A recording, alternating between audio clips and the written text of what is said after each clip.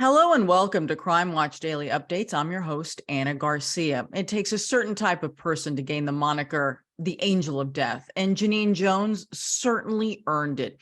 Genene worked as a pediatric nurse at a hospital in San Antonio, and soon enough, several children in her care became extremely sick. In fact, 10 of them died.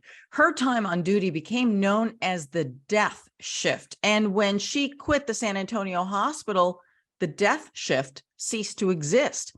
But when Genene moved to another hospital in Kerrville, Texas, similar events started to happen all over again. She was finally stopped in 1982 and she killed her last child. Police say Genene gave 15-month-old Chelsea McClellan a strong muscle relaxer, which causes cardiac arrest.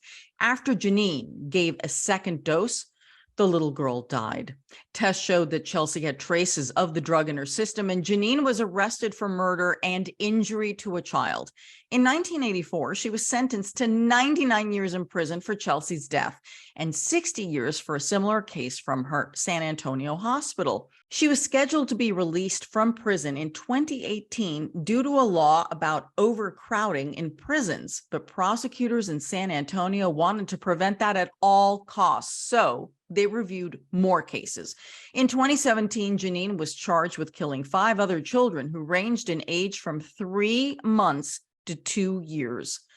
3 years later, in 2020, she pleaded guilty to killing 11-month-old Joshua Sawyer and was sentenced to life in prison.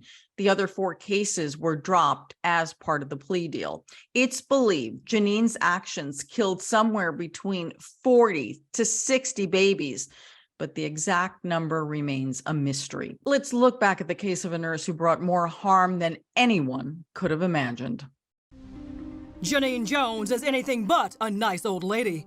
Look into her eyes and you'll find a heart filled with pure evil. Listen to how these people describe the former pediatric nurse. Evil. Crazy. The angel of death.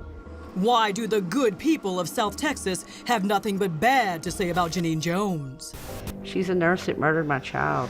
Genene Jones is a baby killer, convicted of the murder of 15-month-old Chelsea McClellan. Chelsea never had a chance. She never had a chance. Chelsea died 34 years ago, but to her mother, Petty, it was like yesterday. A day that robbed her of all the tomorrows with her precious little girl. When you think about Chelsea, and you think about all that you missed. It's hard. I think with Chelsea, so one of the things I get the most frustrated about is trying to visualize her as an adult, but she'll always be that. You know, she will always be that age. The monster named Genene Jones was a beautician turned nurse in the pediatric intensive care unit at what used to be called Bexar County Hospital in San Antonio. But strangely enough, so many children died while Jones was on duty, people started calling it the death shift. An internal investigation at the time reportedly called the deaths unexplained events. The hospital report says this association of Nurse Jones with the deaths of 10 children could be coincidental. However, negligence or wrongdoing cannot be excluded. Instead of firing Jones, the hospital barred her from working in the pediatric ICU. As a licensed vocational nurse, she did not have the training of a registered nurse. Jones soon quit, and so did the unexplained events.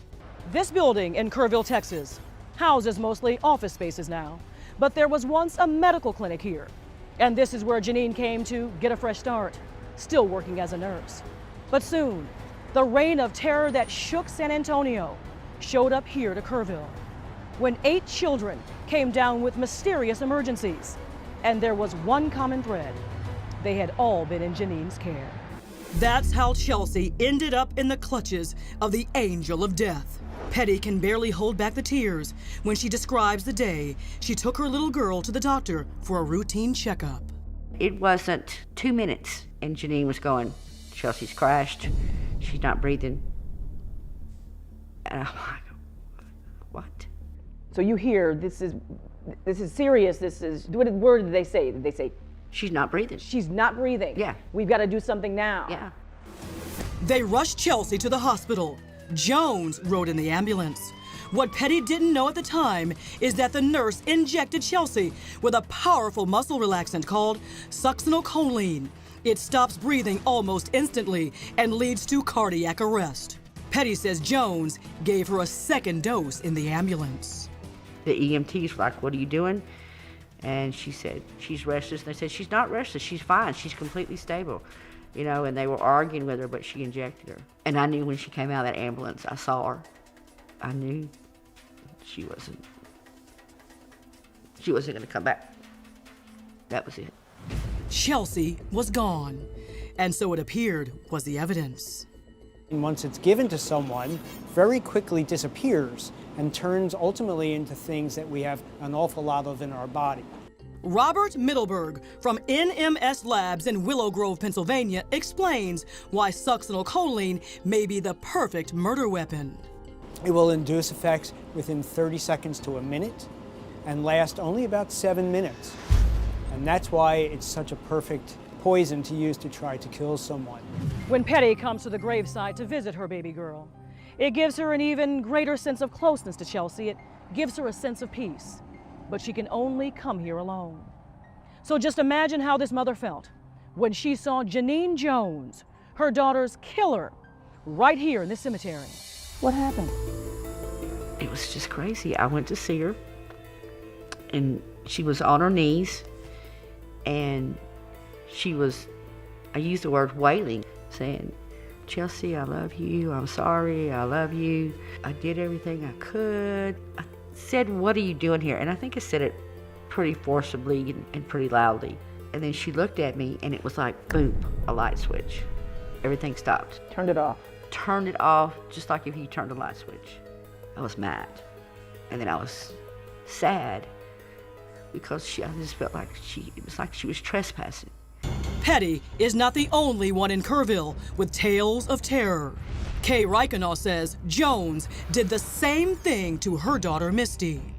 Misty was laying on the bed, and I was standing beside her. Genene put the IV in, and immediately Misty stopped breathing. It scared the crud out of me. Kay took Misty, then 18 months old, to the doctor's office because she was lethargic. She says Genene instantly diagnosed meningitis, which turned out to be the incorrect diagnosis. And I yelled, "Something's wrong, Misty's not breathing." And Genene said, "Get out." It's the scariest thing you can imagine. And the eyes. You remember it? Yeah, the eyes were like, "Mama, please do something." An air ambulance flew Misty to a hospital in San Antonio. We go to ICU over there, they helicopter out, and Genene does it again. Genene went with her. They wouldn't let any of us, but they let Genene ride in the helicopter. I later found out she gave her another dose of succinylcholine. So that means one more time, she quit breathing. Misty bit her hand and wouldn't let go, which was okay. The grand jury investigated why there were so many children dying. An eyewitness testified against Jones. But how would they get the physical evidence to prove murder? 5,000 miles away in Sweden, researchers invented a new test to detect small amounts of succinylcholine. They exhumed Chelsea's body and found minute traces of the drug.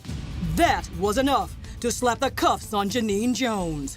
She was charged with several counts, including the murder of Chelsea and injury to a child.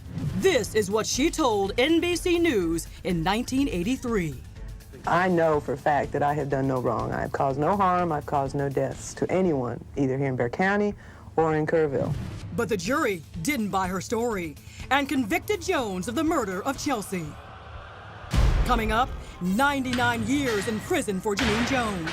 But what amounts to a lifetime sentence may not be what it seems. Why Jones could soon walk free. We have a little less than 2 years to stop this storm from wreaking its havoc on humanity. And the baby victim who survived. Now she's all grown up. Her story next. Convicted baby killer Genene Jones is about to walk out of prison a free woman.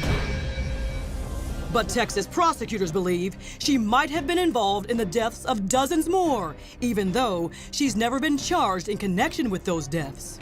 Now, she's about to become the first suspected female serial killer ever to be released from an American prison.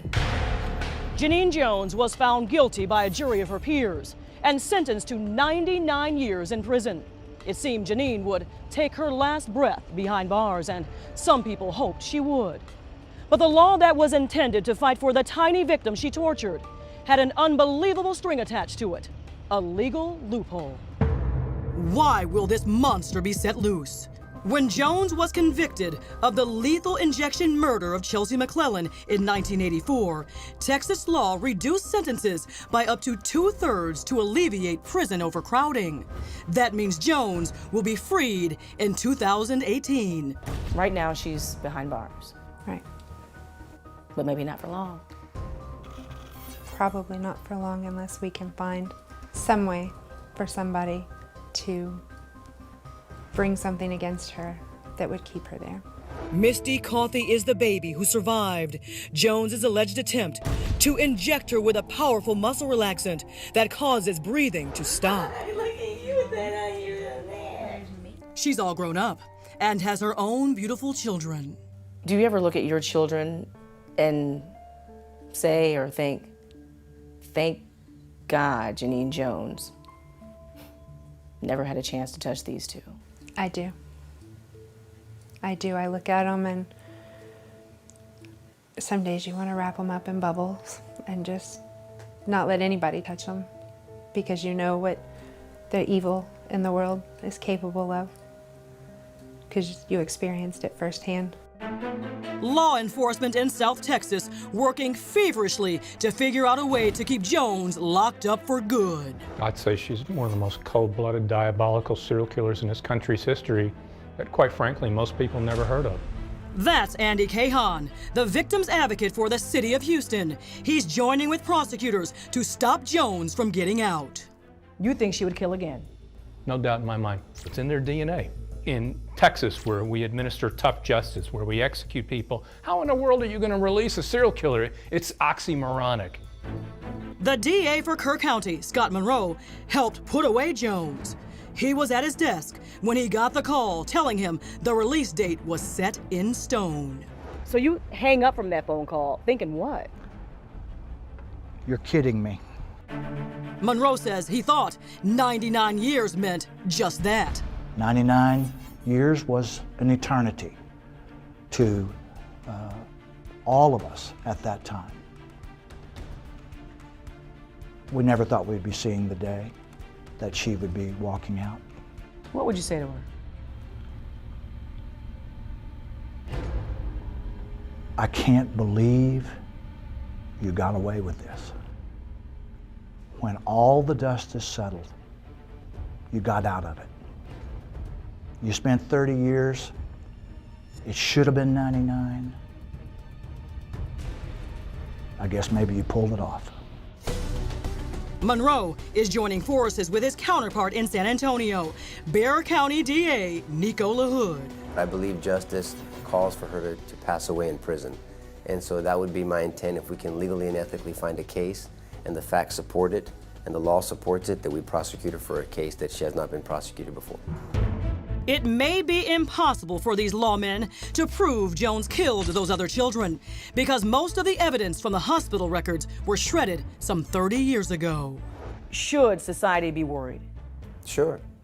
But under the Texas Pardons and Parole Board, they can put restrictions on her, obviously. Restrictions meaning she can no longer be around children. Absolutely, very heavy restrictions. Jones, who has 2 children of her own, was an adopted child. Her father ran a night spot called the Kit Kat Club in San Antonio. But there's nothing in her background that might explain why she killed an innocent child. Prosecutors know Genene Jones used a powerful muscle relaxant called succinylcholine to kill. But what could have been her possible motive? Genene Jones got a lot of excitement out of a child being in a critical situation. Beatrice Yorker is the Dean of the College of Health and Human Services at Cal State Los Angeles and a renowned expert on nurses who kill.